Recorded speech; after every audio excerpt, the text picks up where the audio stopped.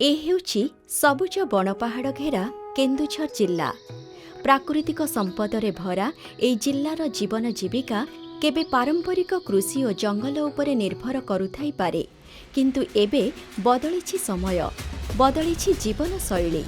ଏବେ ଓଡ଼ିଶା ପ୍ରଗତି ପଥରେ। ସେହି ପ୍ରଗତିର ଅଂଶୀଦାର ସାଜିଛନ୍ତି ଅନେକ ଗୃହିଣୀ। ସେମିତି ଏକ ସୁଗୃହିଣୀ ହେଉଛନ୍ତି ଘଟଗାଁ ଅନ୍ତର୍ଗତ ସାନମସିଣାବିଲା ଗ୍ରାମର ଶ୍ରୀମତୀ ଉଷାରାଣୀ ମହନ୍ତ। ଋଣ ଆଣିକି ଛେଳି ଫାର୍ମ କରିଛି। ଏଇ ଫାର୍ମଟି 2.5 ଏକର ଜାଗାରେ କରିଛି। 100ଟି ଛେଳି ରଖିଛି। ସେଥିରେ ପୁଣି 2ଟା ଲୋକକୁ ନିଯୁକ୍ତି ଦେଇଛୁ। ବର୍ଷକୁ ହାରାହାରି 2.5 ଲକ୍ଷରୁ 3 ଲକ୍ଷ ରୋଜଗାର ହଉଛି।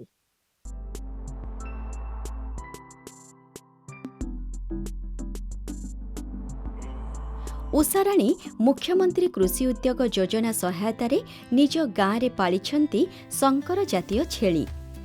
ଓଡ଼ିଶା ବାହାରୁ ମଗେଇଥିବା ଶଙ୍କର ଜାତୀୟ ଛେଳିର ଚାହିଦା ଆମ ବଜାରରେ ଢେର ଅଧିକା।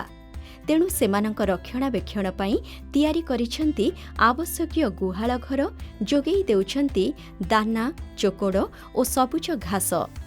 ନିଜ 2.5 ଏକର ଜମିରେ ଛେଳିମାନଙ୍କ ଚରିବା ପାଇଁ କରିଛନ୍ତି ମକା ଓ ଘାସ ଚାଷ।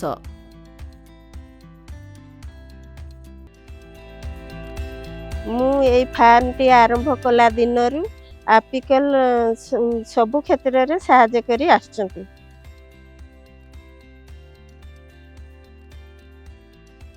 ସେଥିପାଇଁ ମୁଁ ମାନ୍ୟବର ମୁଖ୍ୟମନ୍ତ୍ରୀଙ୍କୁ ଏପିକଲ ଏବଂ କୃଷି ବିଭାଗ ଧନ୍ୟବାଦ ଦଉଛି।